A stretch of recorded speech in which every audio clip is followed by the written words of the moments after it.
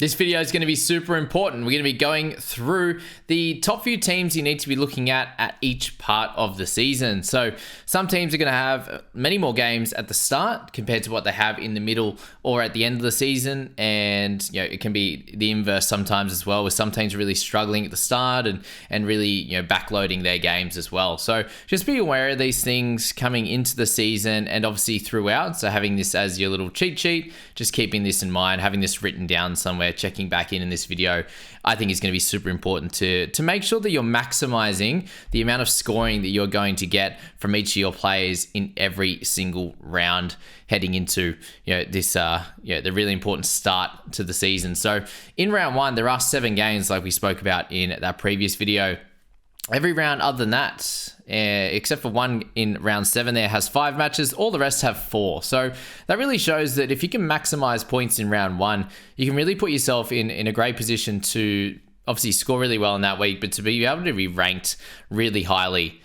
What you do need to look at is obviously how things look for your squad in round 2. So, some squads may not go as well in round 1, but maybe they have plenty of players from teams that are going to be able to score well in round 2 and 3. So it's obviously having a little bit of knowledge as to what's happening in those next couple of rounds, so you don't load up on too many players from a team that doesn't necessarily play in round 2. So let's just quickly look at that in our table down below. So the Stars are the only team in round 2 that doesn't play at all. So something to note in round 1, obviously they do play 2 games, which is they're one of 5 teams that play 2 or more games in round 1. That you don't load up on those Stars players, and you have too many in there that you don't have the necessary amount of trades or the correct amount, or you want to trade out many of those guys heading into round 2, where you will definitely lack the points available to do really well in round 2, even if you were able to go really well in round 1. I don't think it offsets well enough. The best coaches, they're going to be able to score really well in round 1, really well in round 2, and they're going to continue on each and every round by utilizing just a couple of trades you get each and every round to be able to dominate each and every round. Very, very simple, right? Hard to do in practice, very simple in theory, that's for sure. And you can get caught up in the moment sometimes and looking at just one round specifically, and you're sort of hoping to do really well in that one. You might have feel like you fell behind in that first round, or you're looking at a certain player that you think is going to be really important over the allotment of the season, but they may not be super important in that first few rounds. You look at someone from the Hurricanes there, where they have one match they're going to play in each of that first 5 rounds. Well, 6 rounds there, but they do become a little bit more important in the back end. And if you're looking to start really hot and set yourselves up in a really good way, then Hurricanes players might not be the guys that you want to be looking at. Strikers can have a little bit of an issue with that as well. If you're looking into round 2, they are the only team there that has 2 games on their slate. But then round 3, they're one of 2 teams in the Heat and the Strikers that have 0 games. So if you are looking to load up with a lot of Heat players in round 1, given they have 3 games that they're playing, and then you're looking at Strikers as well, you're then going to have, you could have 4, 5, 6, 7 players from the Heat and the Strikers coming into round 3, and not enough trades to be able to help you in that scenario. So let's go through some of the teams that have a really good start to those first couple of games, but just having a little awareness of what's going to happen in round 3 and beyond. So we're looking at that table. We're looking at what I have highlighted up here is that obviously the Heat over the first 2 games have 4 games that they will be, over the first 2 rounds, are playing 4 games. And that's 3 of them in round 1. And what we do need to be looking at with a team like the Heat, they're obviously going to be really important to start the season. But following on from round 1, they play 1 in round 2, they play 0 in round 3, and then for round 4, 5, and 6, they also play just 1 game. So following round 1, they're not a team that's going to be too important or too exciting to own their players. So what you need to be looking at with the Heat is how many do you load up on? Do you load up on 4? Do you have 5? Or is that going to be too many? Because following on from round 2, you're going to have to look to trade a couple of these players heading into round 3.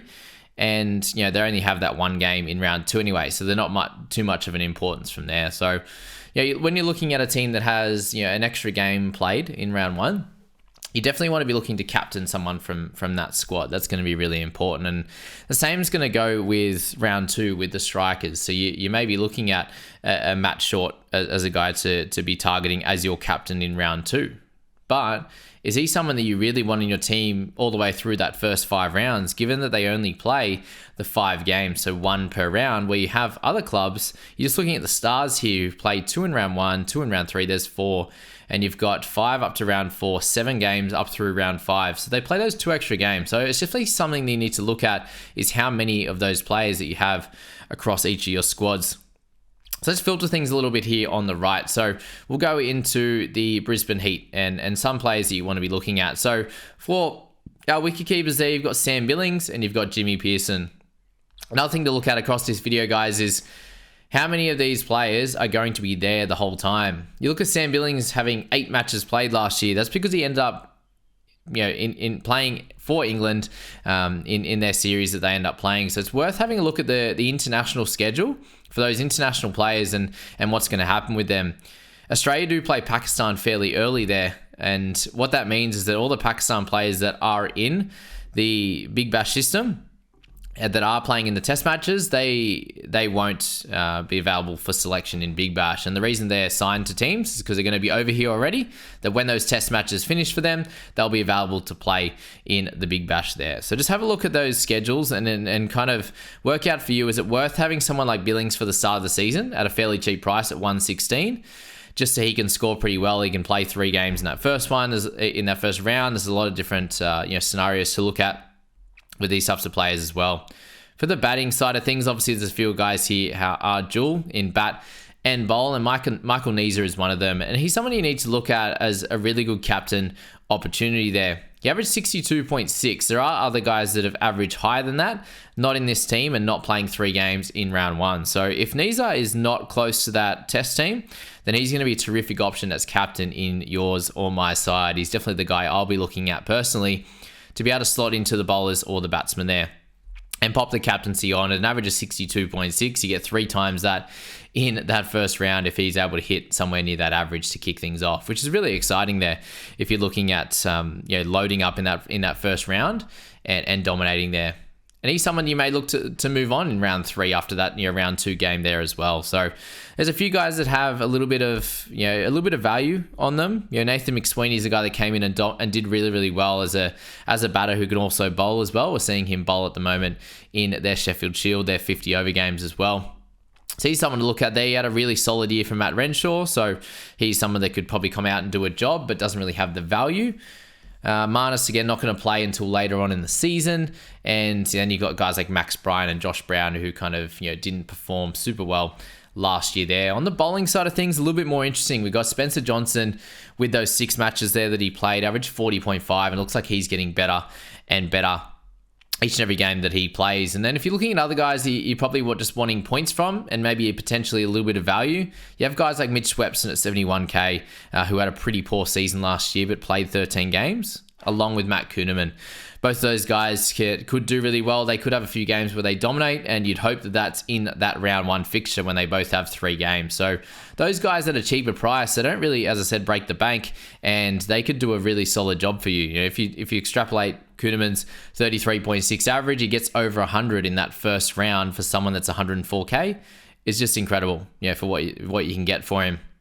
And these guys are going to be easily transferable in round 3, given that they're hopefully Swepson would do solidly and move up to around that 100k, and Kuhneman could do a decent job as well. But there are going to be guys around that price point that rookies are coming through, and they'll be easy to transfer over to those guys there in that one. So it's just a little bit of a thought on some of the Brisbane Heat players that could be really important for round 1. But as I said, after that, they're not a very important team, to be honest with you, if you're looking at players to have a look at.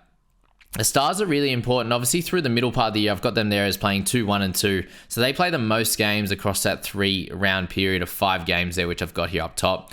5 for them, Renegades 4, Thunder 4 in that one. They also have 2 games at the start. So if you were to have 1 or 2 Stars players, I don't see this as being an issue because you're going to be holding them from round 1 all the way through to round 5. So definitely look at a bunch of those Stars players there, which we'll get into in a sec when we go through a few of the teams one by one in a little quicker fashion.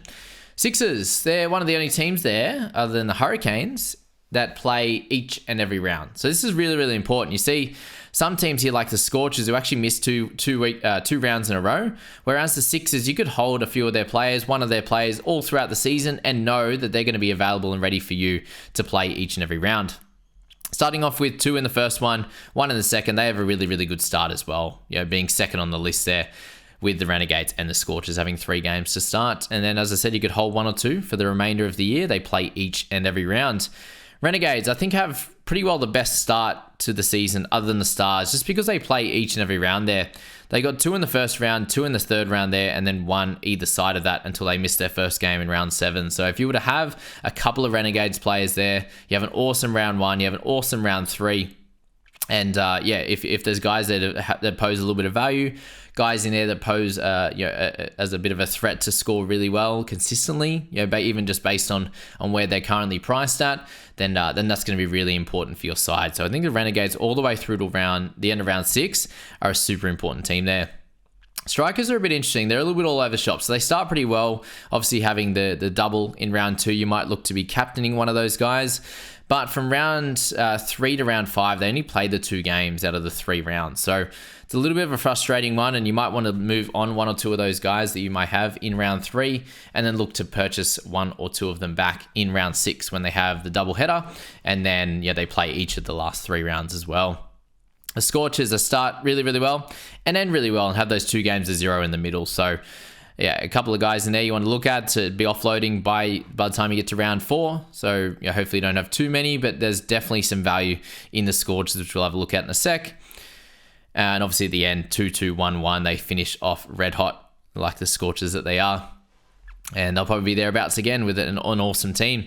Hurricanes, as I said, super solid across the year. They also finish off with 4 rounds that are really, really good. So you got 5 games to be played over that 4 rounds for the Canes there. Thunder, my team, pretty solid across the board. They have 1 round there in round 6 where they miss a game. They finish off with 2 games, so you'd probably want come round 7 to end up, or 8 there, to end up with a couple of Thunder players, because they're going to have the most games available in round 9 there. That's going to be really, really important. They also have a pretty solid middle 3 where they play the 4 games as well, which is cool. There's only two teams that have 4, and then the Stars have 5. So they're going to be important through that. And they also start with just 1 and 1. So they're pretty low on that front. Most teams have 3 to start things off, or 4 in the Heat's case across those first 2 games. They just have the 2. So maybe 1, maybe 2 players at max, I'd say, to start with for Thunder.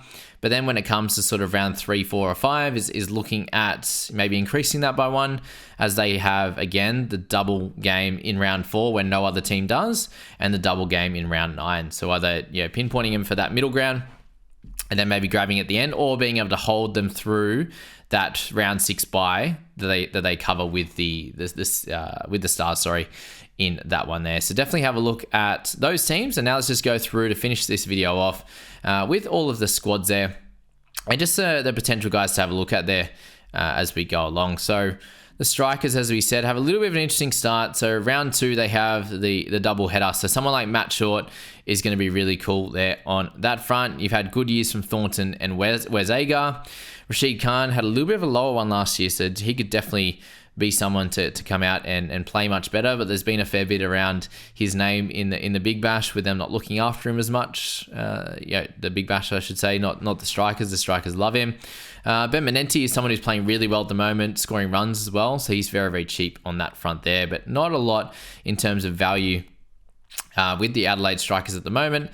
As I said, Shorty, you got him as the bat there. I think Baisley had probably exceeded things the way he would play. I think at this point, you've got Darcy Short, who comes in super cheap in this one as well. So that's something to look at in that squad there. Let's move along to our next team there, the Hobart Hurricanes. As I said, pretty solid across the board with their schedule there. Taking out the Adelaide Strikers there, which will be helpful. There you go. Tim David, as I said in the previous one, has an awesome strike rate.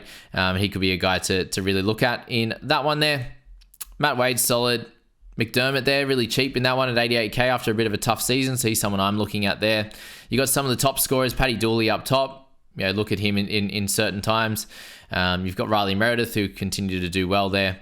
Billy Stanlake, potentially a cheap one to have a look at in that one. All right, the Renegades there on this one.